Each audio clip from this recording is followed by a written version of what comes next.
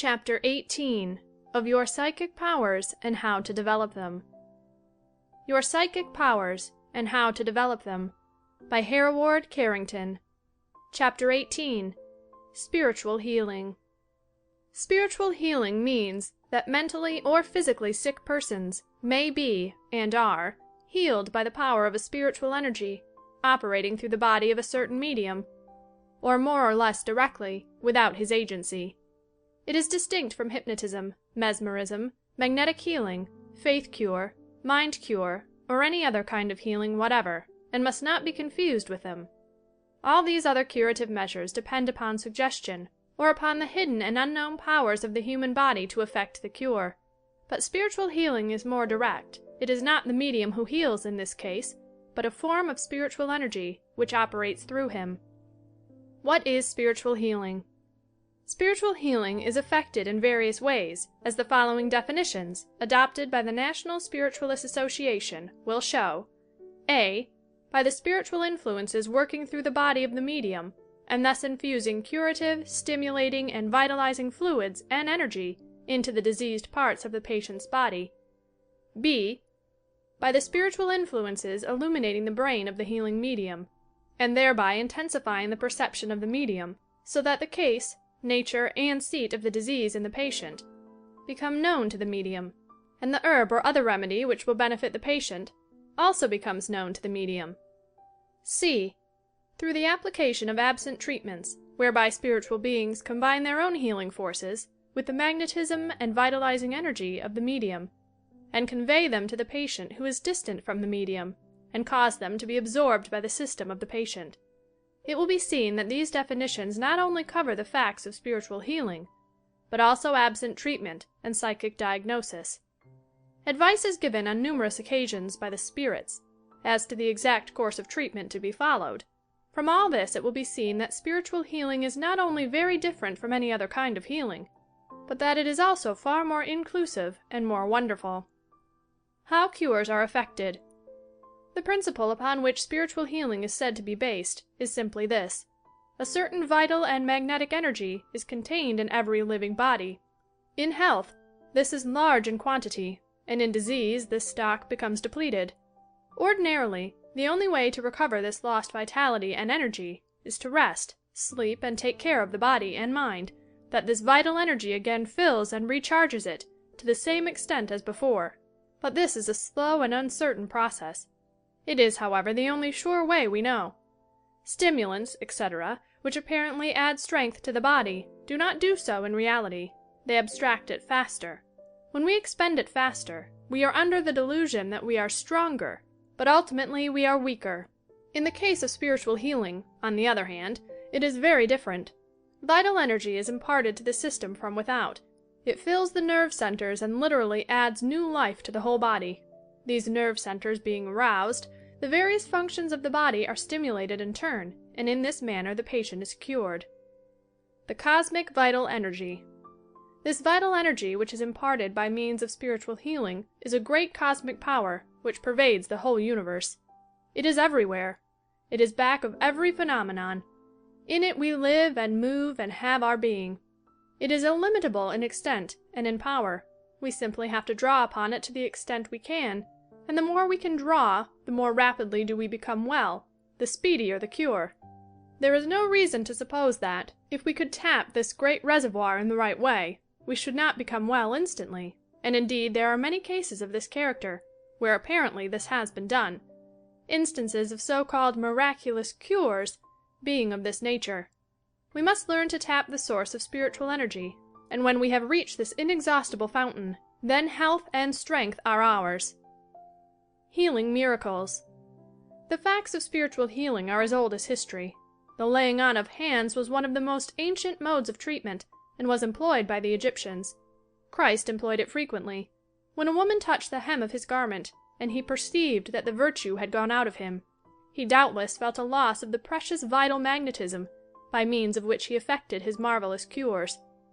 The healing miracles in the New Testament are full of cases of this character, and in our own day we often read of wondrous cures effected by those who have somehow learned to come in touch with a higher power, some source of energy not available to all of us, and to draw upon it for the purpose of their healing miracles. To a certain extent, doubtless we draw upon this fund during our sleep, but it may be drawn upon in far larger quantities by those who have the secret of how to do so. Some spiritual healers can do this, but discarnate spirits can apparently direct and manipulate this vital energy far more effectively, and to better purpose, for the reason that, living as they do in the world of spiritual energy, they understand more of its laws and can better control and govern them. Hence they can effect a cure, very often, when every other means has failed. Possible explanation of such cures. While it is true that most cures depend upon this vitalizing magnetic current, it is possible that in certain cases actual physical transformation are effected. There are many cases on record in which actual tissue has been replaced, apparently instantaneously, by some extraordinary means. In these cases, it is possible that the spiritual energy has actually built up a part of the body, out of matter, and the vital forces which were employed, materialized it in fact, and left this part of the body whole and sound as before. To those who believe in the reality of materialization, that human bodies of flesh and blood can be built up out of invisible elements, there is nothing incredible in this suggestion, but it is only advanced as a tentative and possible explanation of certain facts which have, to date, received no explanation whatever. How to draw upon the cosmic energy. The great question is, how are we to draw upon this great store of energy? If we are alone, how effect a cure within ourselves? And if you are a medium, how cultivate and develop the power of drawing upon this cosmic energy to such an extent that cures may thereby be effected through or by the means of your instrumentality? Let us take the former question first. We will suppose you are alone, with no one near to help you. You desire to be helped and cured by spiritual means. What are you to do? In the first place, you must learn how to relax. If your muscles are tense and rigid, you will never receive any influx of spiritual energy. You shut it out, since the receptive attitude is the only one in which this energy can be obtained, so you must ensure complete muscular relaxation. It may be obtained as follows. Lie on a hard couch with no support for the head. Relax all over as completely as possible. Then think of your neck. You will probably find it tense and stiff when your attention is turned upon it, and that you are holding your head on your shoulders. Relax it, allowing the head to sink into the couch and support it. When you have done this thoroughly, think of your right arm and relax that. Then the left arm, then the right leg, then the left leg, and finally the whole trunk. After you have encircled the body in this way 2 or 3 times, you will be well relaxed, and you must then begin your breathing exercises. Breathe slowly and regularly, inhaling from the diaphragm, not the chest. Breathe through the nose, as before explained. Keep up these breathing exercises for 5 minutes, expanding the lungs and seeing to it that you have plenty of fresh air. This will be quite enough for the first day or 2, and it is inadvisable to try any more. You will arise refreshed and invigorated as the result of your exercise. Progressive exercises. On the 3rd day you may begin your mental practices when breathing. With every breath you take in, think to yourself, I am power, I am strength, I am health, I am well, etc. Keep this up for 3 or 4 minutes, concentrating upon it, and really believing it. Then rest quietly for a minute or 2. Then quietly and hopefully call upon this spiritual energy to cure you. Remember, the more completely you can give yourself up to the influences which come to help and cure you, the more completely and rapidly will you be cured. Send out a mental call for help and assistance, and it will surely come to you. The function of the vital body. Spiritual healing depends, very largely, upon the fact that the physical body can be acted upon and influenced from higher spheres and planes of activity, through or by means of the vital or etheric body which inhabits the physical body. This inner body acts as a sort of medium or vehicle through which the cosmic energy flows, and the problem is to connect up this inner body both with the physical body on the one hand and with the great reservoir of spiritual energy on the other. It must be admitted that we do not know exactly how this is done in the present age of the world's spiritual evolution. If we did, we should be enabled to perform almost miraculous cures instantly, resembling those of Christ, who doubtless possessed a wonderful knowledge of these laws. If the law is to be discovered at all, It is doubtless along these lines. Experiment, therefore, and when you hit upon certain positive results, you may be sure that you have discovered a portion of the great truth. Do not assume, however, on that account, that you have the whole truth, for you will make a great mistake if you do. How to become a spiritual healer. Now let us suppose that you are a medium and that you are treating someone else. You desire to gain this power and to obtain assistance from the spirit world. This is how you should proceed. You must first of all see to it that you are in good physical health. If you are not, your vital magnetism is apt to be tainted and injure the patient. Further, as you often draw the patient's ills from his body into yours, you must be in good health to do this. Next, your mind must be receptive, sympathetic, and in an attitude of kindly helpfulness. If you feel selfish, this at once sets up a barrier or wall, which you will be unable to break through. Finally, your psychic sensitiveness and mediumship must be developed to a certain extent to enable you to practice this phase with any hope of success. The methods which you must follow to increase your mediumistic power have been explained in some of the previous chapters, and will be more fully explained in those which follow. Now, assuming that you have your patient before you, place your hands on his forehead and make gentle strokings. Then place one hand on his forehead and one on his solar plexus. Take a number of deep breaths, asking your patient to close his eyes and breathe with you in perfect rhythm. In this way you get into unison and sympathy. Then make yourself negative and ask the spiritual power to come and help and assist you in your process of cure. Make yourself a channel for it. You will feel tingling sensations in your arms, and the patient will feel them in his body. This is the beginning of the process. Try to find just the right mental and spiritual attitude, and power will certainly come. From day to day, your ability to draw upon the great cosmic energy will increase. You will get greater and greater power, and as this develops, you will be able to handle and control it more and more. Your power as a spiritual healer will in this manner increase from day to day. End of Chapter 18. Chapter 19 of Your Psychic Powers and How to Develop Them. Your Psychic Powers and How to Develop Them by Hereward Carrington. Chapter 19. The Cultivation of Sensitiveness. Sensitiveness means the ability to sense or perceive in some subtle manner auras, impressions, and influences, either issuing from another living person or from some thing or emanating from spirits. In so far as a sensitive or medium can sense or feel these influences, he is a psychic, and the cultivation of this power is, in a sense, the essence of all true progress in mediumship. This is, therefore, one of the most important lessons which can be learned, for as you progress in psychic sensitiveness, you also progress in mediumship, other things being equal. The first chapter of this book was devoted to development, but that only gave the outward form, as it were, of the process, and did not enter in any way fully into its essence. We cannot pretend to do so even in this chapter, since the subject is too vast and too delicate. But I may take the student some distance further along the road, for after he has mastered the preceding chapters, he will be more enabled to undertake these exercises than he was at the beginning of his development. How to distinguish true from false. One of the greatest difficulties, doubtless, in the cultivation of sensitiveness is how to distinguish true from false, hallucination from reality. At first, this will doubtless be next to impossible, and many false steps will have to be taken before you find, from actual bitter experience, what is true and what is not. But as the inner sense becomes developed, you will find that it not only gives you the knowledge in question, but that it also enables you to distinguish one from the other, true from false, and illuminates the whole subject so that mistake is almost impossible. This certainty, which you will then have, cannot be communicated to another.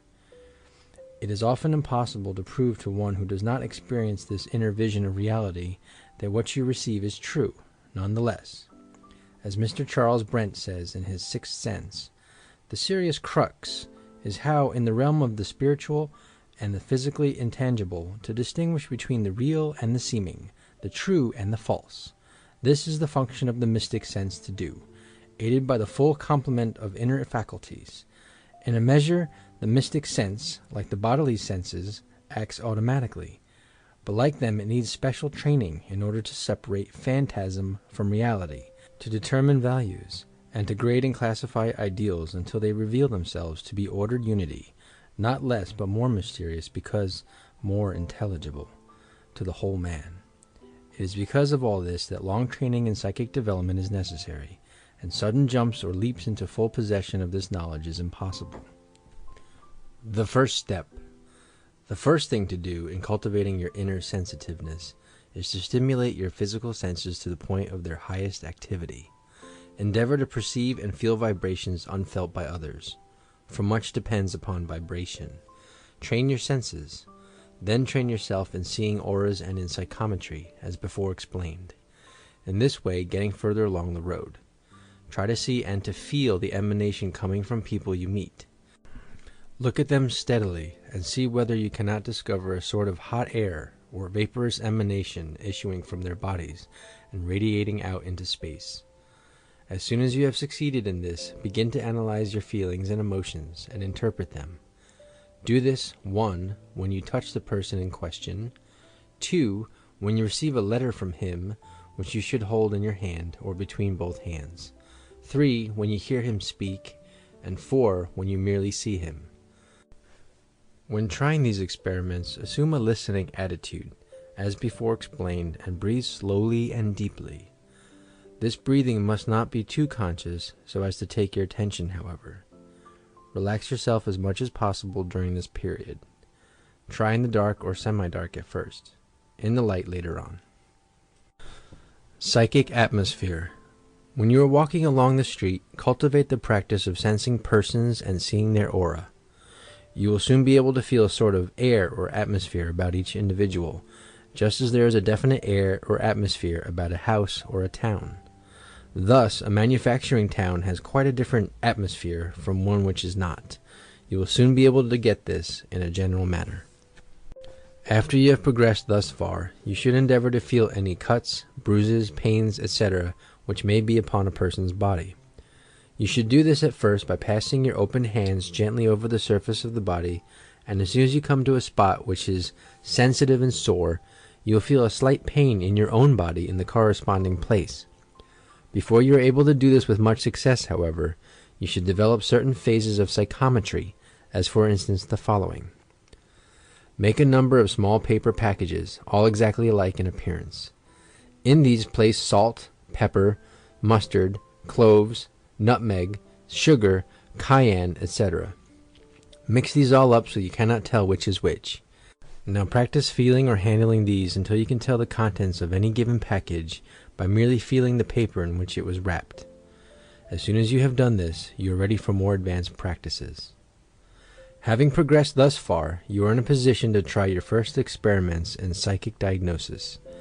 Pass your hands over the body of your patient, who should be divested of as many clothes as possible, and if your sensitiveness has begun to develop, you will feel a pain or some sensation in your hand or arm, or in some corresponding part of your own body, as you reach the diseased spot in your patient's body. Cultivate this until you can succeed with more or less certainty and precision. The more you practice this, the more perfect you will become, and the more rapid your advancement will be. When you have reached this stage, you must go one step further. Having located the seat of the trouble and its general nature, you must seek to know how to cure it. Hold the mind in a receptive attitude when doing this, and you will soon begin to receive the distinct impression that you must do something for the patient, but you will not know as yet what it is. After a little time you will get the distinct impression what to do. To make certain passes or manipulations, to prescribe a certain drug, to apply certain water applications, etc. As soon as you have reached this stage, you are on the high road to becoming a successful spiritual healer, and your power will develop with every sitting. It would be well for you at this stage to sit by yourself, especially for development in this direction. An added power will doubtless be given you with which to work your cures. Progressive exercises in self-development. It may be, however, that you do not care to develop your sensitiveness in this direction. You wish only to develop it for your own progress, and not for the purpose of becoming a healer at all. In that case, you must follow a slightly different method of development, though all the exercises we have described will be found helpful and advantageous. If you desire to cultivate your own sensitiveness, the following exercises will be found very useful in this connection. 1. Try to analyze your own emotions when in the presence of A. a large company of people, and B. a small gathering. You will probably find that your impressions are very different, and that a large crowd will give you the impression of being more scattered in mind than a small one. In other words, you will begin to sense or feel the mind of the crowd. It is well known that such a thing exists, for crowds will often do things and perform actions which no individual in it would perform alone. If you can sense this mind of the crowd, your sensitiveness is progressing favorably and rapidly. 2. Stand before a mirror. See whether or not you are enabled to perceive any influence coming from your reflected image in the mirror. Many sensitive persons can do this, and the more sensitive you are, the more you can feel this. You will sense a magnetic fluid coming from the reflected form in the mirror. 3. If you are in the habit of sleeping with anyone regularly, endeavor to analyze the impressions you receive from the aura emanating from the body of the person with whom you may be sleeping. See whether this is positive or negative. Positive aura is slightly warm. Negative aura is somewhat cold. 4. Hold your right hand above a mirror, then the left hand. Try to feel whether one hand feels cooler than the other, or whether both are of equal temperature. The hand which is warmest is on the more positive side of the body. 5. Close your eyes, and have someone make magnetic passes over your head and shoulders. Try to tell whether those passes are being made in an upward or downward direction. Downward passes are positive or sleeping passes. Upward passes are negative or waking passes. 6. Procure several metals, such as copper, iron, tin, zinc, etc. Place your hand over each in turn, and ascertain the different impressions you get from each one. Then wrap them in separate pieces of paper, making all alike in appearance, and see whether you can always tell the correct metal from feeling the paper. Then place your open hand over the paper without touching it. Next, remove your hand gradually further and further away until you are some distance from the metal. After a time you should be enabled to do all this from a considerable distance. It is only an extension of this power which enables dowsers, or metal and water finders, to locate the whereabouts of metal and water under the ground, by walking over the spot above the ground with hands outstretched or with a divining or dowsing rod held in their hands. 7. Always have flowers in your sleeping room. They are a good influence. Analyze the difference between your impressions when the flowers are removed and when they are in the room. Colors and emotions. 8. Procure some watercolors and paint solid strips of color on a piece of white paper. Make these about 1/2 inch broad and 3 inches long. On one piece paint a bright red strip, on another a vivid blue, on another emerald green, on another black, etc. Blindfold your eyes. Shuffle the papers and then place your hand on the topmost one and see whether you can tell from your impressions what color you are touching. Red will give you a sensation of warmth, light blue of cold, etc., as explained in the chapter devoted to color and its interpretation. 9. Try to cultivate what is known as sensitiveness to psychic contagion. You must remember that thoughts and emotions are just as contagious as diseases, and that you can catch them in just the same way. When in the company of other persons, therefore, endeavor to catch or feel their emotions and feelings. You will probably get at first the thoughts, etc., they are expressing, then those which they are just about to express, so that you take the words out of their mouths. Then you will begin to sense the feelings and emotions of the speaker before they are put into words. Finally, you will be enabled to appreciate his whole feeling and thinking self by a species of intuition or impression. Endeavor to draw this out of your subject, and do not let it come to you without any effort on your part. Be active, that is, instead of merely passive. In this way lies safety and success. The expression of impressions received. 10. Finally, you must teach yourself to express what you feel. Often this is most difficult. You may feel a thing and feel inclined to say it, but something seems to hold you back until it is too late. Overcome this restrictive feeling. It is important you should do so, for this is one of the most important things to learn in the cultivation of mediumship. When you have learned to express your impressions, you have progressed far along the road. These practices in the cultivation of sensitiveness are the most valuable you can have as a preparation for the cultivation of true mediumship. At the same time, they are safe exercises to follow. Practice them, therefore, before you attempt any definitely mediumistic exercises, and you will be rewarded by a safe and sane increase of your inner spiritual faculties. End of Chapter 19. Chapter 20 of Your Psychic Powers and How to Develop Them. Your Psychic Powers and How to Develop Them by Hereward Carrington. Chapter 20. Trance. Trance is a condition into which certain mediums enter in order to receive messages and give them in the form of speaking or writing. No one knows at the present time what the medium trance is, or, for that matter, any other kind of trance. Dr. George Moore, in his Use of the Body in Relation to the Mind, says, "Trance is a state of body sometimes produced in man, a condition utterly inexplicable by any principle taught in the schools." Professor William James stated his belief that the medium trance was different from any other trance of which we have any knowledge, and this seems to be borne out by the fact that spirit messages are given in this condition, as well as telepathic, clairvoyant, and premonitory messages of all kinds. What is trance? Both trance and catalepsy occur spontaneously. Both may also be induced artificially by hypnotism. Both are mistaken for death, and in many respects they are very similar. In catalepsy, the body is rigid, whereas in trance this is very rarely the case, this forming the chief mark of distinction, external indication, between the two states.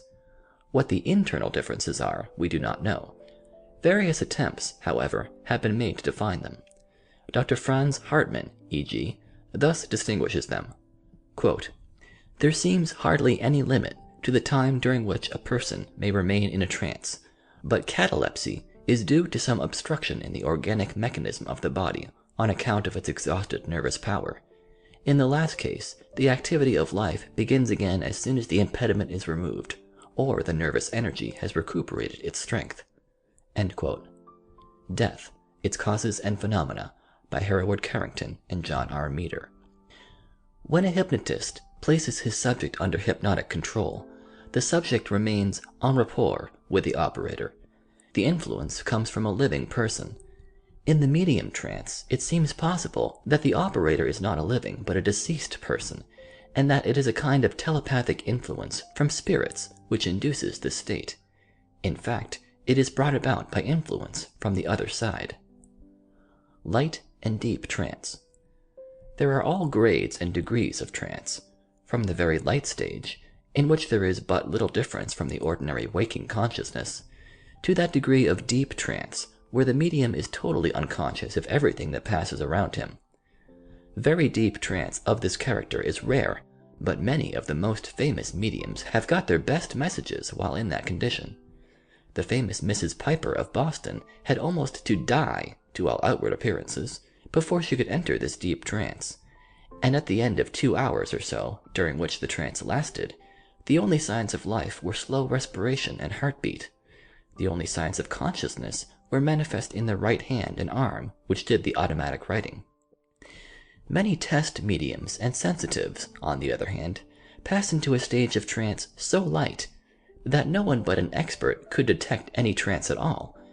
Yet in many such cases, no memory of the condition remains after the trance is finished. These light trances differ but slightly from cases of daydreams, absent-mindedness, etc., when we say to a person, half in joke, "You are in a trance." By shades and degrees this becomes deeper, as the state becomes more profound and lower layers or strata of the subconscious mind are reached. Mrs. Piper had 3 distinct layers of this character. The first differed slightly from the waking state. In this condition she talked. The second condition was far deeper trance, and in this stage spirits were seen instead of human beings. In the third or deepest stage, speech was usually absent and automatic writing occurred. Spirit control during trance. In trance, we may assume that there is a gradual and fluctuating control of the medium's mind and body by the communicating spirit, and that as one vacates or is driven out by the invading intelligence, the latter is able to control more and more effectually the medium. Just as 2 solid bodies cannot be in the same place at the same time, so 2 spirit intelligences cannot occupy and control the same body at the same moment. When once the fact of spirit control is granted, the nature and character of this control remains to be solved. How does the spirit manipulate the brain and nervous mechanism of the medium to bring about the desired results? What parts of the brain are used, and how? These and many similar questions remain to be answered, and it may take many years of scientific research before we are enabled to answer queries such as these with any degree of confidence. The difference between somnambulism and trance. The difference between somnambulism and the medium trance seems to be that in the former we remain en rapport with ourselves, and in the latter we are in touch with the spirit world. Many mediums who give inspirational messages or lectures from the platform are in a condition of light trance, and children have been known to pass into this condition and give a large amount of valuable information unknown to their seniors, and which certainly could not have been known to themselves. Properly managed, the trance condition is not harmful, though it may become so in the hands of blundering persons. The Spiritualist's Manual gives 4 chief reasons why the trance state should not be harmful to those who enter it. These are: various methods of conveying information during trance. 1. The intelligences acting upon them, the mediums, are almost invariably of a superior character, and therefore must mold the organism by constant use for the expression of higher forms of thought. 2. The relation of the medium to the manifesting intelligence is that of pupil to teacher, sometimes that of a child to a wise and loving parent, and sometimes both these relations, combined with a subtle and ennobling spirituality. 3. There is always a mutual spiritual relation, even though the medium is not humanly conscious of it, and no one can be a medium for the perfect expression of spiritual messages or discourses who does not consent to the procedure and cooperate with the manifesting spirit. 4. As the master musician improves the instrument he plays upon, so also a spirit controlling a human organism for the purpose of expressing wholesome thought imparts a greater power both to the brain and spirit of the medium. It is often difficult for spirits to control a medium sufficiently to manifest in any way through him. Different types of control. There are various types of control which are used by spirits in trance mediumship. A. There is the telepathic method, in which the thought is conveyed direct to the mind of the medium, who is sufficiently awake in light trance to receive this thought and give it out to the sitter in speech or writing. B. There is the picture or pictographic method, in which the spirits present certain images or pictures to the clairvoyant eye of the medium, and these pictures are seen and interpreted either directly or symbolically. C. There is the sense impression method, in which general sensations or impressions are conveyed to the medium, who takes on the condition of the communicating spirit, describes pains felt in various parts of the body, etc., as the case may be. D. There is the direct control method, in which the spirit apparently removes the medium's own spirit more or less from the body, in deep trance, and manipulates it as he would an instrument, by acting upon the nervous system direct, in much the same way that we act upon our own nervous systems throughout life. This latter method is very rare, and is only found in cases of very deep trance. Doubtless there are other methods which spirits employ at times, and probably combine all the above on occasion. But these are the most distinctive methods, and they are the ones which may be seen more readily than any others in cases of trance mediumship. In cases of so-called ecstasy, the spirit of the medium obtains the information himself, either by clairvoyant vision or by partially separating itself from the body and visiting the spiritual world direct. The visions which are obtained in ecstasy are thus descriptive of the spiritual world, and what is happening there, and for this reason, most of the revelations, so-called, are ecstatic visions, more or less symbolic. The best way to enter trance. Many persons cannot enter trance spontaneously, but have to be mesmerized by another person before this condition is brought about. Even Andrew Jackson Davis was mesmerized for years before he could develop spontaneous trance, so that he could enter it at will. This may be one of the best ways for the beginner to begin his trance mediumship, but you should take care that the person who mesmerizes you is of a suitable temperament and in every way fitted and qualified to do so. If he is not, you are liable to attract to yourself spirits of a lower order, and then you will bring to yourself lying and malevolent spirits, and you may induce a case of so-called obsession, However, if the operator is harmonious and qualified for his task, he will not only prevent this, but would see you through more safely than if you enter this condition spontaneously and by yourself. Trance is very closely akin to some cases of suspended animation, to certain yoga trance conditions, and even death itself, which has been called its twin brother. As we have seen, however, it differs from all these very widely. Spontaneous trance is doubtless the most commonly experienced, and is the one which you should endeavor to cultivate in yourself, other things being equal. During these conditions, as you develop, many odd and striking phenomena will doubtless become manifest to you. If your hand writes automatically, you will probably note that it becomes more or less sensitive, or anesthetic, as explained in the chapter on automatic writing. If speech is induced as the result of trance, this may be striking and coherent, or quite possibly mere nonsense and gibberish. If the latter develops, you may be sure that something is wrong, and you should strive to ascertain what this condition is and correct it if possible.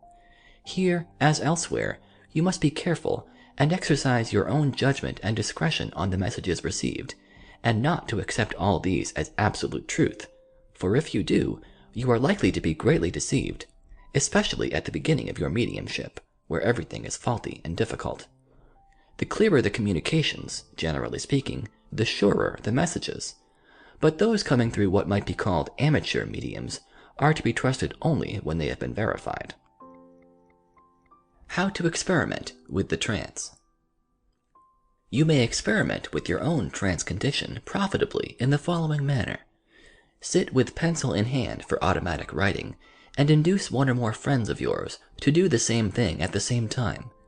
See whether there is any connection between your writings when they are compared the next day. In many instances where this has been tried, striking coincidental messages have been received, partly through one medium and partly through another. They thus tend to confirm each other, and show that the same spirit intelligence is active and manifesting through both mediums at the same time almost, or one directly after the other. How to enter trance by yourself.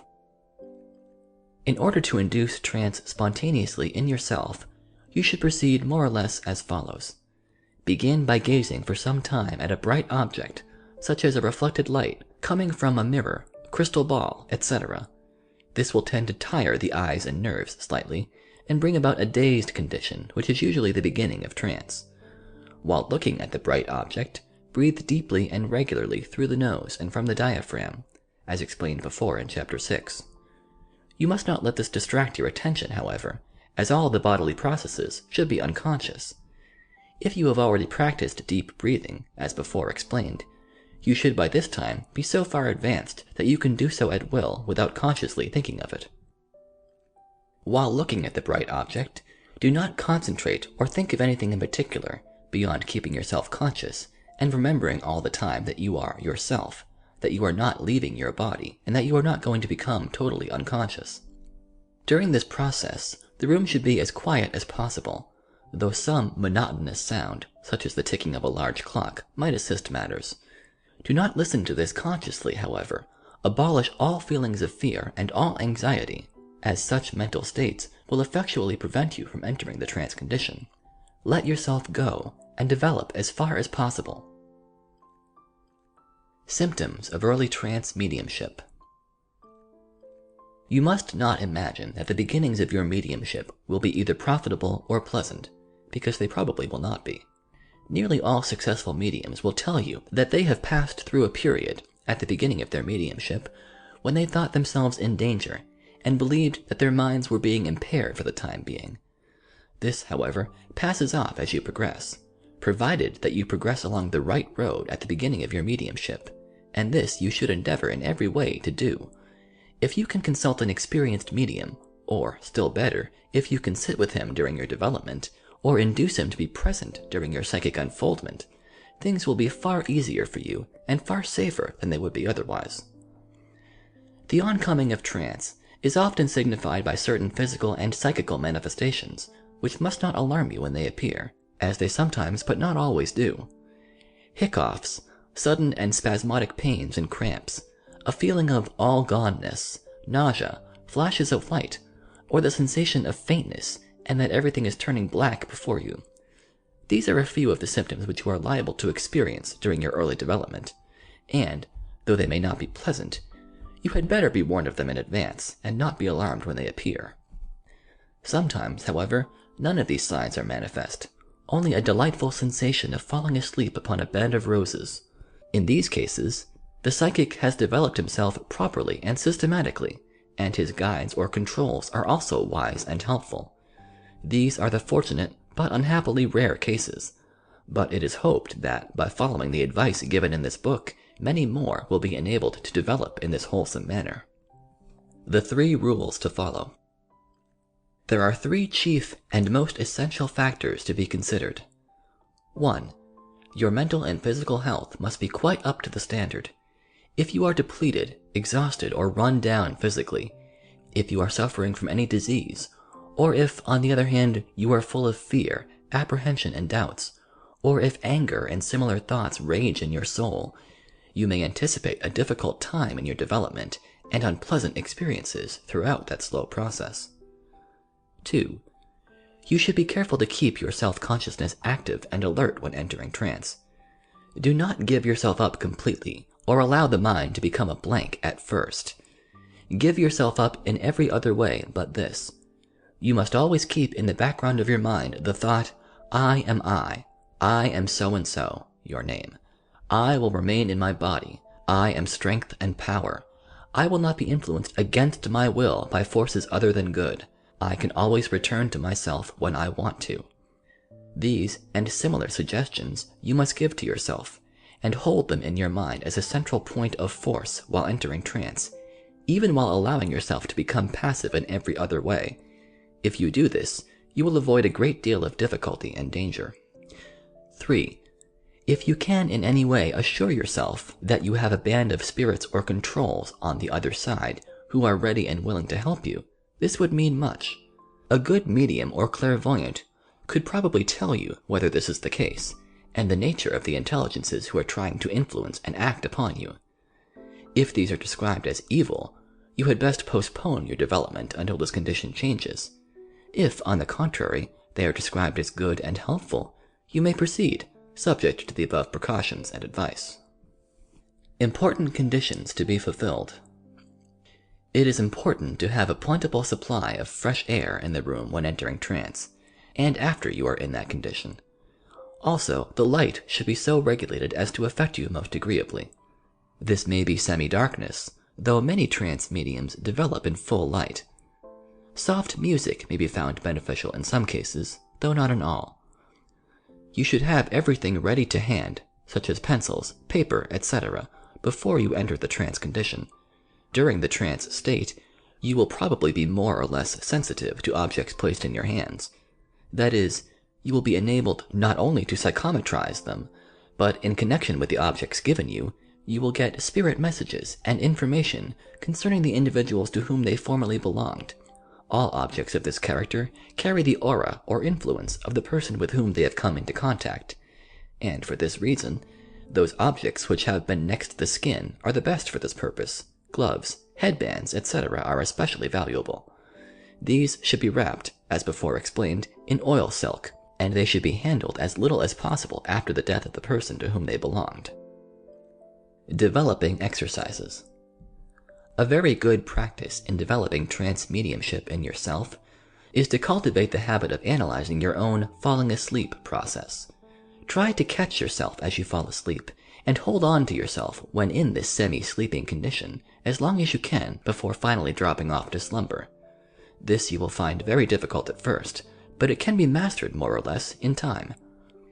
If you can succeed in catching yourself in this manner when nearly asleep, and retaining a certain degree of conscious control, you may rest assured that you will not only be a good trance medium, but that you will be able to protect yourself while in the trance state, and that harm can hardly come to you when in this condition. This is a very excellent practice, and has given many psychics that power over themselves which they formerly lacked. Spiritual repose is essential for the trance medium who would develop simply, harmoniously into practical and wise mediumship. In this manner, You are said to come in tune or harmony with the great cosmic currents of truth and wisdom which flow hither and thither in our world, and to and fro from the spiritual source of love, wisdom, and intelligence. Once get into harmony with this stream, and your progress, not only as a medium, but as a supreme psychic, is assured. End of Chapter 20. Chapter 21 of Your Psychic Powers and How to Develop Them.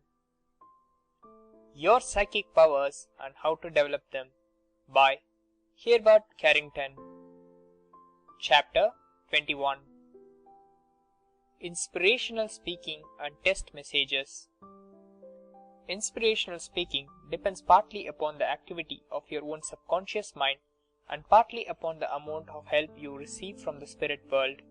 In speaking before public audiences, for the first few times, you had best think over what you have to say and prepare your talk a little in advance. Then, depend upon the help and inspiration you receive from the elaboration of these notes which you have made.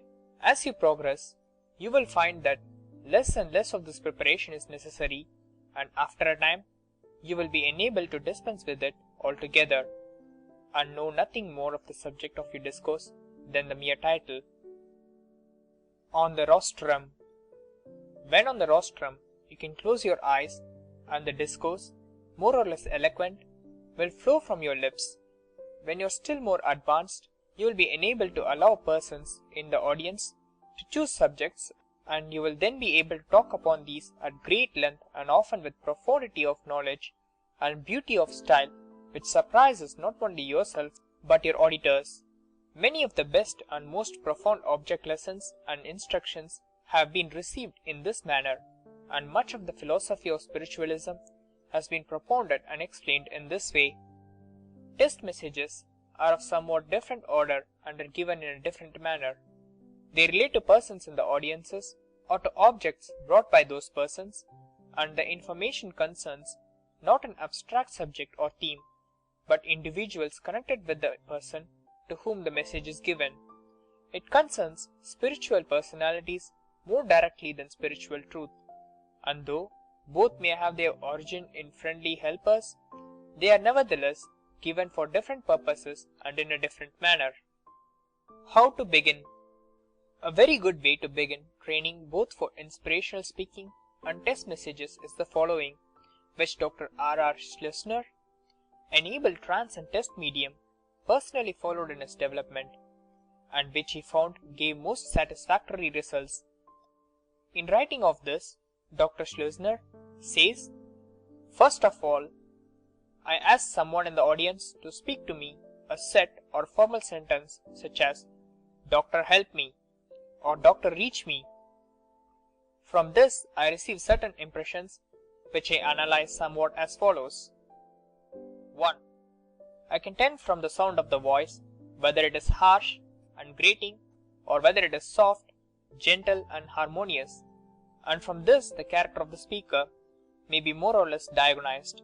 Also the voice will tell me whether the person is nervous and irritable or self-contained and controlled, whether the person is angry or is skeptical and merely asking for a test.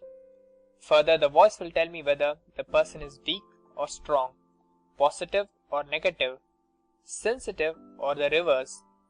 These are the physical properties of the voice, so to speak, and from them I gather certain information more or less instantaneously and subconsciously as to the sitter and his attitude. Colors and auras. 2. In addition to this, I receive in connection with his voice certain psychic impressions. These take the form of auras or colors drawn up in a cloudly pillar-like forms. These colors I interpret symbolically. Thus, if I see before me a dirty slate grey, I say that the conditions before me are at present very unfavorable and depressing, and if, beyond this, I see a yellowish gold rim, I say that the immediate future prospects will be much brighter and better, and that the person in question may cheer up as better conditions are coming, etc.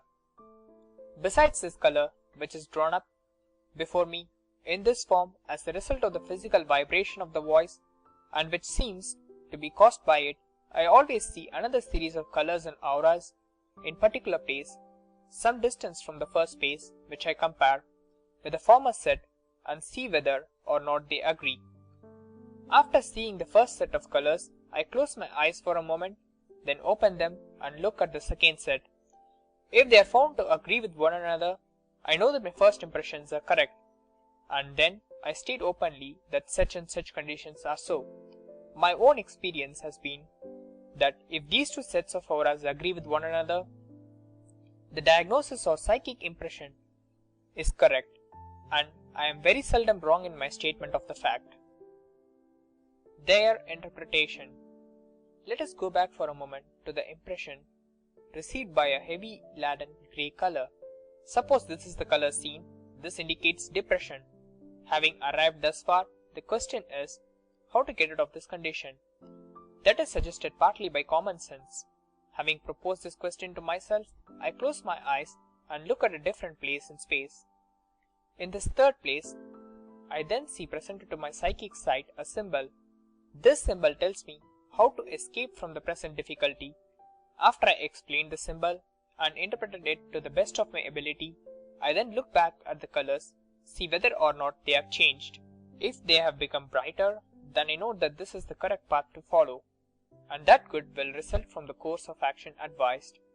If there is no change, I state that the things will continue for some time to come in this depressed condition, and that the best that can be done for the time being is to hope and work on patiently. How to increase your power? These auras, colors, and symbols may be impeded and shut off by certain psychic conditions on the part of sensitivity. For example, you may hold on to them too tightly, as it were, and this tenacious grasp for too long a time will have an effect of shutting them off altogether. You must learn to let go as soon as the symbol has been perceived or the color seen. As these colors are presented to you, you may, however, see a change going on, and in that case, you should also watch it intently and see that what the change may be. Thus, grey may change to white, a sign of spirituality, and you can state that the person is becoming more spiritual and changing his point of view in life, clinging to his ideals, etc., and that if he continues to do so, success will reward him. If you see tinges of gold and yellow, you may be sure that the individual in question is cultivating his intellect and that he is independent in thought and a more or less clever intellectual person. Getting help from spirit guides. In addition to these colors and symbols, other phenomena may occur. Thus, in my own case, I always see my guides who stand by my side telling me what to say. If I speak aloud just what they tell me, it is usually correct. If I endeavor to elaborate or extend it, it is often wrong. This is an error which should be avoided. Thus, they may say 3.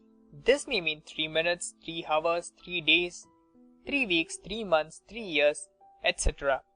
At the time I hear the figure, I do not know what its meaning is. I therefore say to the person receiving the message, my guide says to me 3, and then I wait for further information. As explained in the lesson on symbolism, the difference between the two consists in distinction between impression and expression. I receive the impression correctly, but must be careful not to give it wrong expression. What one should do, therefore, is to wait for further impressions before expressing anything. In such a case as the above, I would, after hearing the word 3 spoken, turn to my guide and ask what the 3 signified. On receiving an answer, I would state this also, and then go back to the information, etc. If you proceed in this manner, you will rarely go wrong. The more anxious you are to receive psychic impressions and to give tests, the more fluctuating or changing will your impressions be. The colors of the auras will keep changing, and often you will see them constantly varying around any object placed on your table. Whereas, if you are in a calmer frame of mind, these colors would appear stationary. Endeavor, therefore, in every way possible to control your apprehension and anxiety in giving public tests of this nature. Important rules to follow. One very good method in giving tests to the public is to endeavor to force your clairvoyant perception before asking aid of your spirit friends. Thus, suppose some member of the audience asks the question, "How was my mother?" Instead of waiting for the direct impression, in this case, I would say in reply to this, "I will first try to find your mother and describe her. If I can do this, I will proceed with the test." This is far more satisfactory both to the speaker and to yourself. I now force myself, so to speak, clairvoyantly, and generally, in few moments the form of a lady arises before me, which I describe to the speaker in as much detail as possible, giving also her surroundings and the description of any other persons I see with her at the time. If this description is incorrect and not recognized, I then ask whether the description suits any other person known to the speaker, any person through whom the mother might be reached. If they reply in affirmative, I then endeavor to find the mother clairvoyantly, and if I cannot do this, I ask my guides to give me any information they can regarding her, without this vision. If, on the other hand, the test is not recognized, I drop it and proceed to another case, as I know that I can get nothing definite for this individual. Instances of this character are, however, very rare, amounting probably to not more than 5% of the tests I give in the public. How to receive impressions. In all inspirational and test messages, you should throw yourself as completely as possible upon your spirit friends after you have once asked their assistance, and should be as responsive as you can. Do not wait for them to hammer any impression into your head before you state what it is, but hold yourself rather in the attitude of an empty vessel and imagine a funnel in the top of your head into which ideas and impressions of all kinds are being poured. As they enter your mental and psychic life, you should interpret and express them as best as you can. The foregoing is an exact account of Dr. Schleusner's method of delivering public tests, and a careful study of which will doubtless prove helpful to the earnest student, and I believe will result in a corresponding degree of development in all like cases. End of Chapter 21. Chapter 22 of Your Psychic Powers and How to Develop Them. Your Psychic Powers and How to Develop Them by Hereward Carrington. Chapter 22. More and Less Developed Spirits. Inasmuch as we are said to be spirits here and now, just as much as we ever will be, we should begin the course of progressive development here in this life, which we intend to follow later.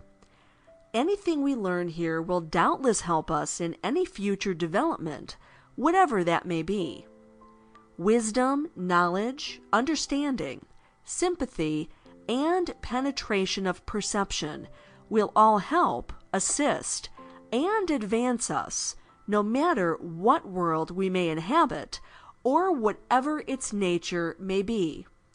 This being the case, we should endeavor to develop our own inner nature here and now, as suggested especially in the chapter on self and soul culture. And we should continue this so far as lies within our power, even after we have crossed the great divide. Why strangers often communicate. Just as there are all kinds of characters and natures in this life, so there are said to be individuals of all kinds in the next. And the unfortunate part of it is that many of those who can most easily come back and communicate are those on the lowest rung of the ladder, those who are the most earthbound and belong to the lowest strata of society. They are nearer the earth than more advanced spirits, more in sympathy with it and its vibrations, and their character being more earthly is naturally more open to receive and send messages than those who, when alive, had less sympathy with the earth and felt less bound to it. It is for this reason that strangers often communicate with us more easily than our nearest and dearest, than our friends or relatives. The latter may feel for and with us most keenly, and may long to communicate, but often obstacles hitherto undreamed of may prevent them from doing so. They then find for the first time, and to their astonishment, that the difficulties of communication are so great that they are unable to send messages, however much they may desire to do so, and even if they can find a medium suitable to receive them. The conditions for communication. You, on your side, may be receptive to these conditions, and again you may be unfitted to sense anything of the kind. The combination of circumstances for the transmission of spirit messages is rare, and in order for these messages to be clear, as we should desire them, there must be an effort both on this side and on the other, made at the same moment. Also, there must be the medium. As this combination is naturally lacking in the majority of cases, you can see why it is that authentic cases of spirit return are, comparatively speaking, so rare, and why it is that more persons do not come back. No doubt you have often heard the objection that if spiritualism were true, out of all the millions of people who have died wishing to communicate, there must be many thousands who could return directly and state clearly what they wish to send. What we have said above will explain the reason why this is not the case. The ability to transmit a message from the other side may be as rare as the ability to receive it on this side. Good communicators may be as rare as good artists, painters, or sculptors. It may be a special faculty which we have to develop, and just as uneducated and ignorant persons often possess extraordinary gifts and talents in certain directions, for no reason we can see, just so certain individuals may become good mediums or communicators after they have passed over, simply by reason of their psychic constitution or makeup. The question of the difficulties of communication will be found fully discussed in Chapter 24. Why low or evil spirits communicate. It is because of all this that we often reach or come into contact with persons of a low order in spirit communications. Mediums believe that there are tramps and hobos on the other side just as much as there are in this life.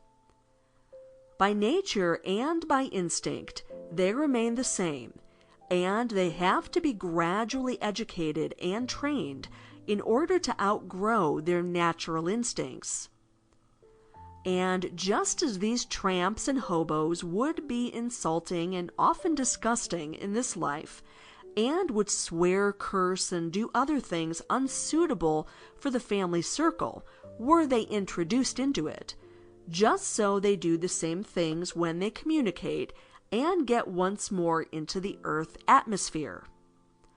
These are the characters who also harm mediums unconsciously by rough handling, so to speak, and by damaging the delicate nervous organism upon which they operate when sending messages. The best and safest way to guard against personalities of this character, we are told, is to call to your aid spirit controls, guides, or advisors who can assist you from the other side by arguing with such personalities and by removing them from your aura more or less forcibly should the occasion demand it. There are many cases on record in which more gentle measures did not bring about the required result, and according to accounts received, very forcible methods had to be resorted to in order to eject these strangers before peace and harmony were finally restored. high spirits and their helpful messages. When spirits of a higher order come, all this is reversed. You then come into contact with spiritual natures, and help, comfort, sympathy, and sound advice are given. When once you are assured of the assistance and cooperation of one or more individuals of this character, your time of tribulation as a medium is more or less over, and thenceforward you may depend upon steady and harmonious progression and advancement in your mediumship. You must be careful, however, as to how you receive messages claiming to come from exalted personages, as great names will often be given when the individuals in question are not there at all. This may be due at times to accident and misunderstanding, but there is also evidence, unfortunately, that lying spirits will resort to this stratagem to gain your confidence. You should, in this case, rely on your own common sense and judgment, and insist upon proof of identity and direct evidence before you believe that the individual in question is really there. Guardian spirits.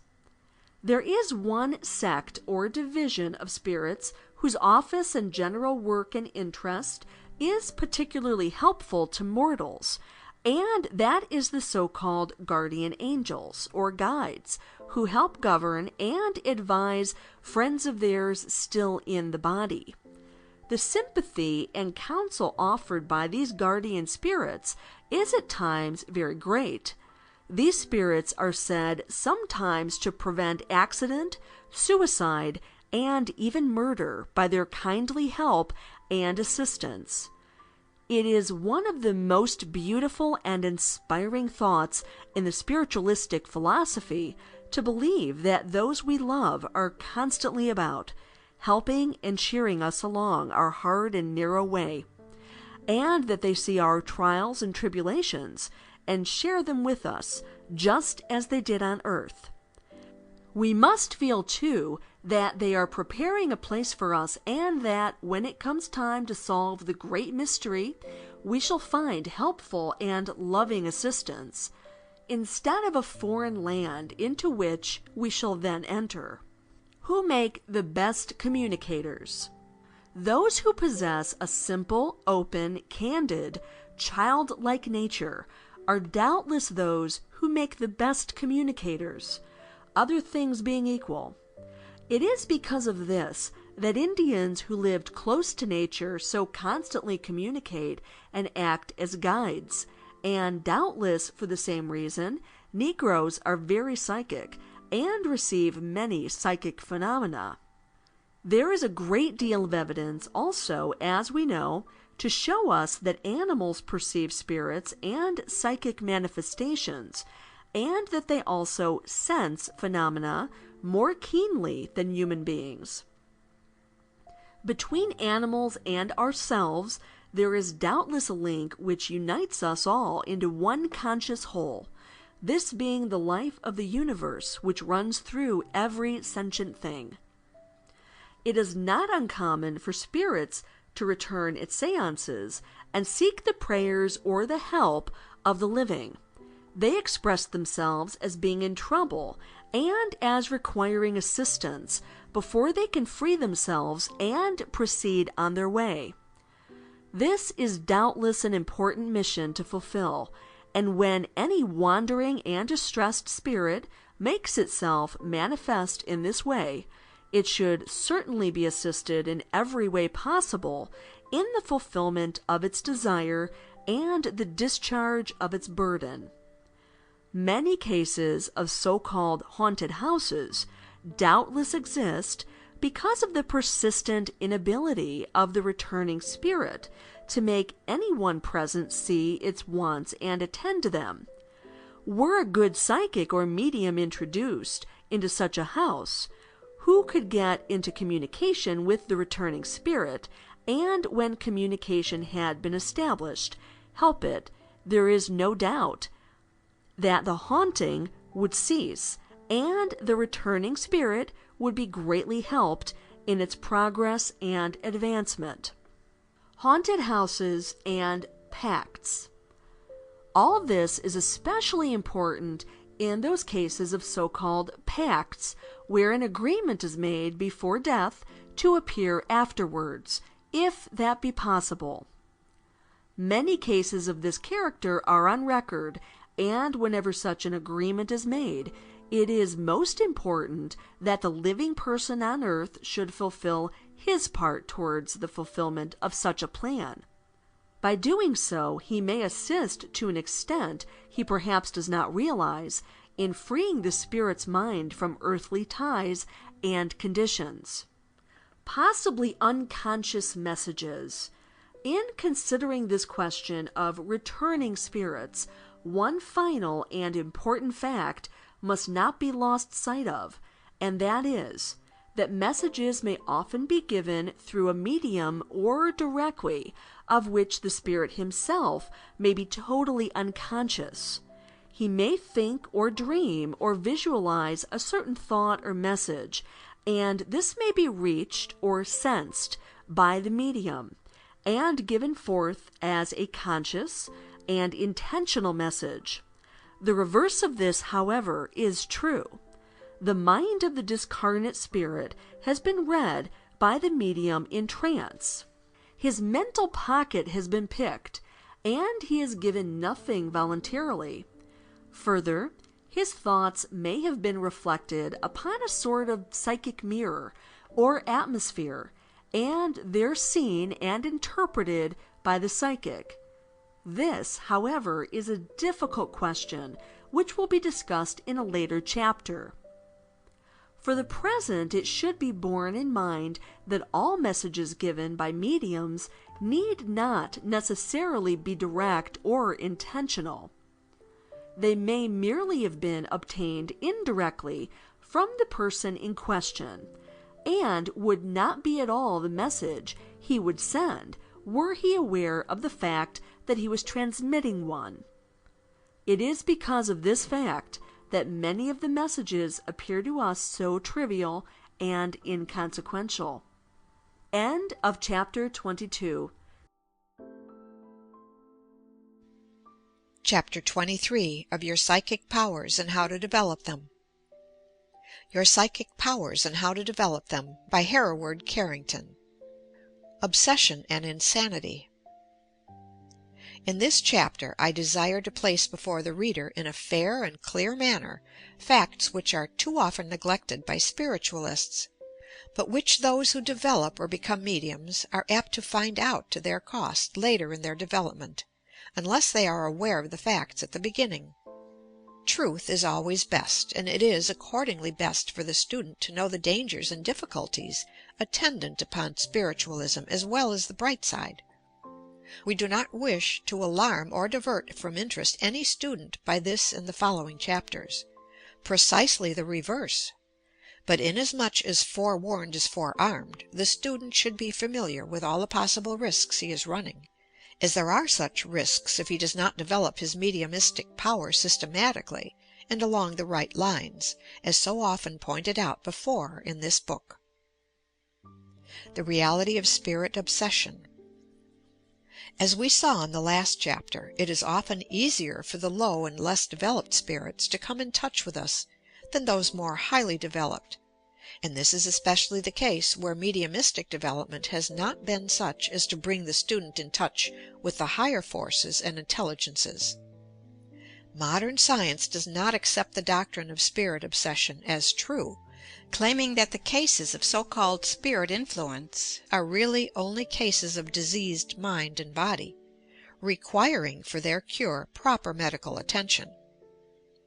Experienced spiritualists, however, know that while many cases of apparent obsession may be accounted for in this manner, there are also cases of real influence coming from less developed, disembodied spirits, and as great a psychologist as Professor William James said shortly before his death, the refusal of modern enlightenment to treat possession as a hypothesis to be spoken of as even possible in spite of the massive human tradition based on concrete experience in its favor, has always seemed to me a curious example of the power of fashion in things scientific.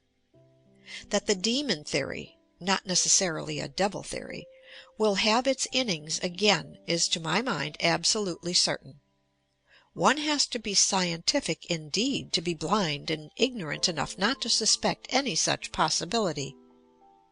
Dr. L. Nevius, after an exhaustive study of the cases of demon possession in China, and after an examination of contrary theories, stated his conclusion that genuine cases of obsession were to be found, and that they could not be accounted for by any other theory satisfactorily. Examples of obsession.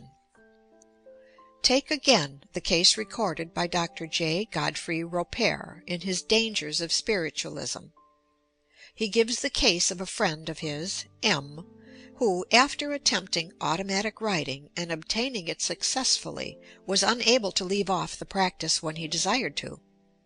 Even at night, when retiring to rest, M. had habitually placed paper and pencil by his bedside, in order to be able to write at once when summoned to do so, and he had frequently been awakened from his sleep for this purpose, much to the detriment, of course, of his mental and physical health. After this there had come a still further development of the mystical power of writing. The pencil, too, had been discarded, and M. had begun to trace the writing with his finger in the air. He could thus, it appears, write out a message at some length, and was fully able to read it afterwards, just as though there was a piece of paper suspended in the air. Things had thus gone on for many months, when M. at last awakened to the fact that a great transformation was passing over his moral and intellectual nature, and that some other mind had permeated his entire being, and he was now conscious that he was ceasing to think his own thoughts. In short, there could not be any doubt that fetters were being woven around him, which he was growing daily more incapable of breaking. The condition of servility and submission which the control at first effected was now thrown off, and the latter showed signs of absolute power. No treatment, either hypnotic or medical, had the slightest influence upon the strange phenomenon, and M. had now given up all hope from this quarter. Some of the authorities whom he had consulted did not believe in obsession or possession. Others ascribed it to hysteria and fixed ideas. Help there was none. Dr. Roper goes on. Its dangers. I tried to argue with the personality and prove to him that he was merely a subconscious product on the part of M. When I persisted in denying the presence of a personality other than and different from that of M., a very frenzy seemed to shake the frame of M., and words of the most abusive kind were levelled at me. "What fools you are," it exclaimed, "to tamper with things you do not understand, to facilitate the invasion of spirits and then to deny that they exist, to play with hell fire and then be surprised that it hurts and burns. I challenge you to propose any kind of experiment to test my utter and entire independence of the person of this idiot, with whom I can do absolutely as I please. See how I can handle him and ill-treat him. I am now beating and hurting him, and he can do nothing to defend himself."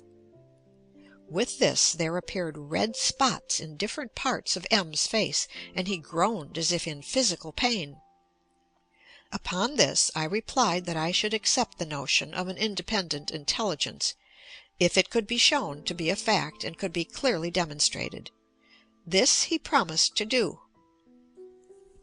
Many similar cases can be found in this author's works, particularly Modern Spiritualism and The Supreme Problem, and though they are doubtless colored to some extent by the author's religious prejudices, they are nevertheless valuable as records or human documents, and should be studied as much.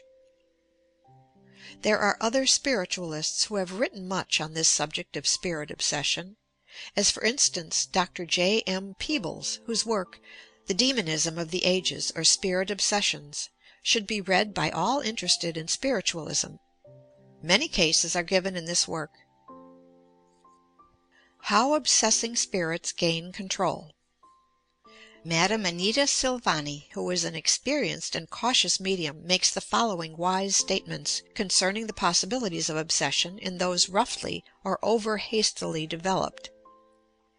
As to the evils experienced by some persons who have sat in circles for development or for the manifestation of psychic power, I would say that the whole theory of magnetic control rests upon a condition of mutual receptivity being established between the members of a circle, but few reflect that the blending of magnetisms with those who form the spirit side of that circle is no less a part of the process, and that without the aid of the magnetism of the sitters present, nothing belonging to the spirit side of life would be obtained. Now, in forming a circle, how are you to ensure absolute freedom from the influence of the low or evil, earthbound spirits who crowd the streets of a large city? The magnetic aura created by the circle hangs in a cloud around it and draws spirits toward it. Even as a magnet draws iron and steel and everything bright and rusty, useful tools and dangerous weapons will be attracted by the powerful magnet. Poisoned magnetism. If you once admit that the aura of a pure and good person can, under certain conditions, be poisoned by absorbing the tainted mixture from a mixed circle of all sorts of mortals and spirits, you also admit that the good persons can carry home with them a sufficient portion of that poisoned magnetism to form the nucleus of a magnetic state, congenial to the low and depraved spirits, and into which any of them can enter a second time without the aid of the circle. For this reason we are opposed to mixed or miscellaneous circles, especially when sitters are not sincere and known to one another. We believe that possession is not always evil, and indeed it is often necessary. But it is the continued control of a highly sensitive medium which does the harm by absorbing his finer life essence. An earthbound spirit is like one who belongs to neither earth nor heaven nor Gehenna. He has lost his hold on the earth life, and has not yet attained to the spirit world. He lives in his astral body, and having nothing of his own, must borrow from those both above and below him on the ladder of development. Obsession versus mediumship. Mediumship is necessary. Without it there would be no means of knowledge, no instruments through which to study the psychic plane. But mediumship, in exact proportion to the magnetic powers it confers, becomes a greater and ever greater source of danger the further its development is carried, unless the control of those powers can be handled with a firm hand, and understood in all its aspects. Knowledge is the best safeguard, and knowledge will be best obtained by those who can study all the conditions of psychic development. It is said that there are two forms of magnetism, the astral and the physical. The fundamental difference between them is due to the different conditions under which the astral plane and the physical plane function. How spirits influence us. It must not be thought, however, that all I have said on obsession relates entirely to spiritualism or to development in circles or in private. We live all the time in a spiritual world as well as in a material one, and hence are open to the possibilities of obsession or influence, both good or bad, and many show in daily life the fact that this influence is strong, for or against. Invisible intelligences are said to be with us much of the time, some urging us on to false and wrong deeds, others helping and encouraging us in actions of kindness, sympathy, and benevolence. It is our duty to get in touch with the latter as much as possible, and then we shall receive inspiration and enlightenment from higher sources than any at present about us. The difficulty is to know how to do this without risk, for as St. Paul said, we must try the spirits, and endeavor to prove to our own satisfaction whether they are good or bad. There are various types of obsession, but for our present purposes we shall omit many of the odd and exceptional phases, such as vampires, which will be discussed later on in this book, and shall speak only of the ordinary type of spiritistic obsession. The magnetic link. The body and mind are doubtless connected by a sort of magnetic link. The mind and the physical body are connected by means of a fluidic or etheric body, in shape the double of the physical body.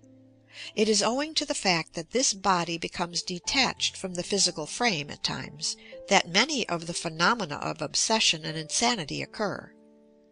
The lines of force are broken, and the etheric body becomes first of all loosened inside the physical body, and then separated more or less altogether from it, without the wish of the subject, who may even be altogether unconscious of the process, and not know what is going on within him. He only experiences the resultant phenomena, and it is for this reason that he does not know what method or course of treatment to pursue in order to get better or become cured. All ordinary treatment is, for this reason, useless. Medical and physiological treatment, for the reason that it acts only on the physical body, not on the mind, and hypnotic or other psychological treatment is almost equally useless, for the reason that it acts on the mind without reaching the physical body. Any form of treatment which really cures must aim to act upon the etheric link or connection between mind and body, and to act upon it in such a way that it will become readjusted both to the mind and body, and this once accomplished, the mind will be restored to its condition of health and sanity. One of the chief things to do, therefore, is to act upon this magnetic link, and draw back the etheric body into the physical. We know that anesthetics of all kinds tend to drive out or disconnect the etheric from the physical body, and it is possible that some day in the future science may discover a drug which will have the reverse effect, of driving or drawing back the etheric into the physical body. When this has been discovered, it will doubtless be the means of curing many cases of insanity at present held incurable. For the present, inasmuch as this drug has never been discovered, we must resort to magnetic and mesmeric treatment and other methods of cure, to be enumerated more fully later on in this chapter. Early symptoms of obsession. First of all, let us consider some of the typical symptoms of obsession when they occur. One of the primary things which will be noticed, probably, will be that the patient will be unable to sleep properly. He suffers from insomnia, coupled with restlessness and irritability. Soon after this, he begins to experience a dull ache or pain at the base of the brain, sometimes at the base of the spine also. These spots will be tender to the touch. A general debilitated or run-down nervous condition will be present, perhaps unnoticed until attention be drawn to the fact. If the subject has been practicing automatic writing, let us say, he will begin to have a more or less persistent desire to write. This will keep pressing him forward and urging him to try what he can get with pencil or planchette. Thoughts seem put into his head, ideas, impressions, and impulses which urge him to perform certain actions or do certain things. These will increase in intensity and frequence. Danger signals. From this point onward, great caution should be used, as the danger point or dividing of the ways has now been reached. A careful student of the occult might point out that the symptoms mentioned above and in the first chapter are alarmingly similar to those in the early stages of some types of insanity. This is true. I described them earlier in this book, be it understood, not as desirable symptoms, but as those which are likely to appear, and for which the student should be on the lookout. The facts should be placed before him, and when he is in possession of the knowledge concerning them, he will know how best to meet them if he observes such symptoms. We see, therefore, the importance of careful and systematic development in the cultivation of mediumship, as I have so often pointed out before in this book. After the above stage has been reached, it is probable that the student, who is on the wrong road, will hear words as though inside his head, or externally in space, or possibly in his solar plexus, though this is more rare. Or the phenomena may take the visual turn, in which case the patient will see things, mostly of an unpleasant nature, such as snakes, devils, or monstrous or grotesque living objects. Thenceforward unfavorable symptoms will probably develop rapidly until a patient is completely obsessed and under control. The line to be pursued in cases of this character is twofold: first, prevention; second, cure. Prevention of obsession. Prevention. Sound physical health is essential for all wholesome spiritual and mediumistic advancement, and if the patient is sick or ill, and especially if run down or depleted nervously, he should stop all mediumistic practices until he is again restored to health.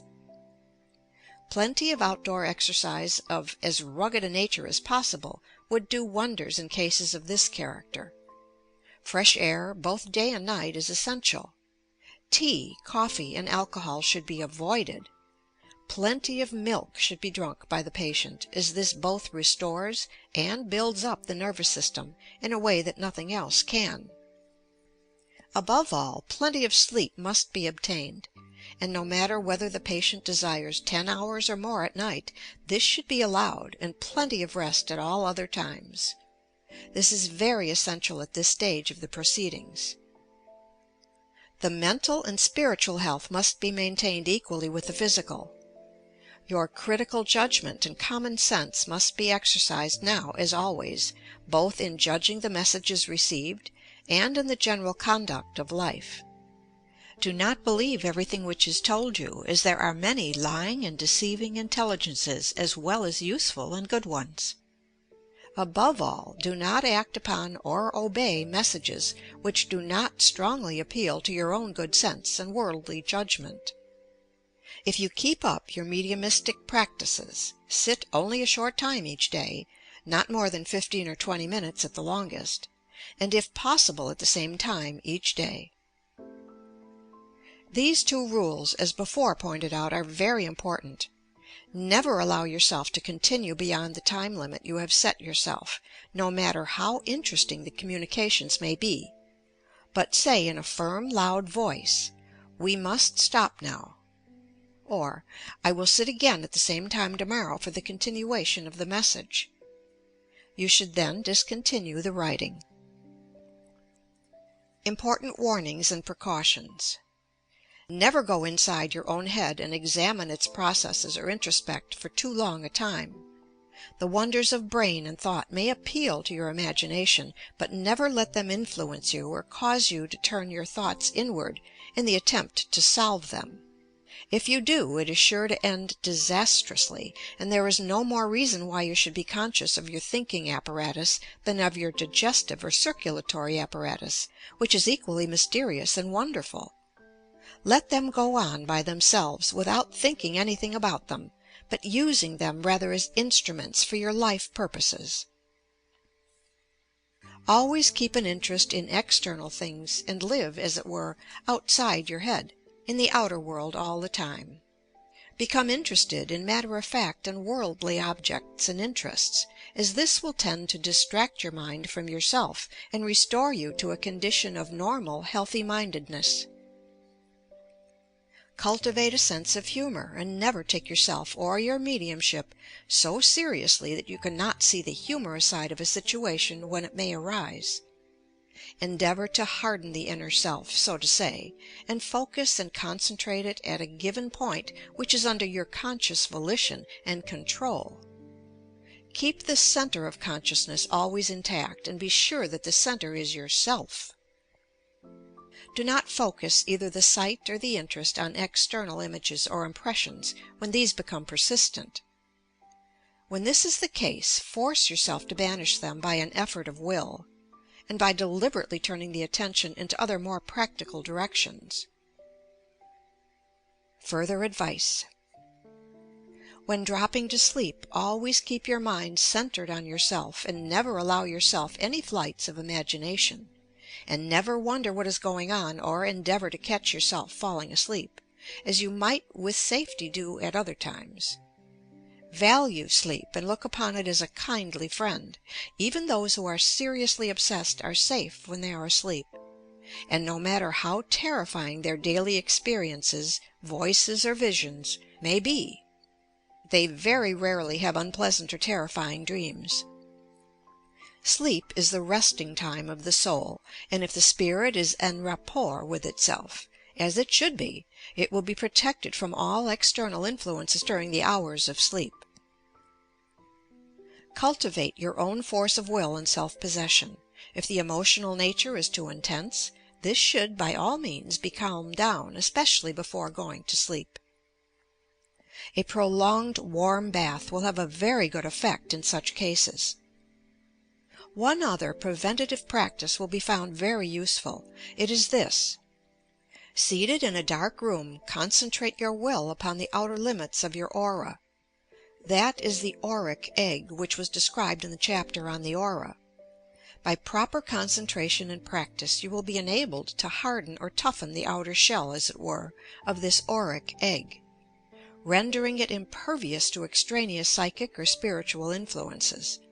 This you should always practice before dropping off to sleep. Those who have developed this power in a proper and adequate manner are absolutely impervious to any evil or malign influences from without. The cure of obsession. Cure. Supposing now that you have not taken these precautions in time, and that you have become actually obsessed for the time being, or that you meet one who is unfortunate enough to be in that condition. What is to be done? The advice which was given under the last heading should be followed here to some extent. The physical health should be built up by all means in your power. Sleep is absolutely essential, and as much of it must be secured as possible. It may be necessary even to resort to sleeping draughts or powders in order to secure the necessary sleep. These should be prescribed by your regular physician, however. While drugs are doubtless harmful, bromide and similar medicines can be taken with benefit at such a time, since the evil effects of the drug are more than counterbalanced by the benefits derived by mind and spirit. Alcohol must be discontinued at once and a milk diet substituted. You must impress upon the patient, for such he is now, that no one can help him beyond a certain limited point. He must help himself. The cure must come from within rather than from without. How to use the mind. Distract his mind by all possible methods, so as to make it objective instead of introspective. Do not let him go inside his head for a moment to listen to the voices, or to see the visions which float before him, but immediately anything of the kind occurs, distract his attention and interest him in something which is going on about him, and of as dramatic a nature as possible, so as to ensure attention. Do not let him go inside his head, for the more he lives within himself, the more difficult will he be to cure. You must teach him to disregard or to deny the voices or impressions which insistently come to him. If they flatter him and tell him to do certain things, teach him that these voices are evil and lying, and are not to be trusted, for if they were otherwise he would not be in his present condition. Never imagine for a moment that an obsessed person is illogical or is not open to reason.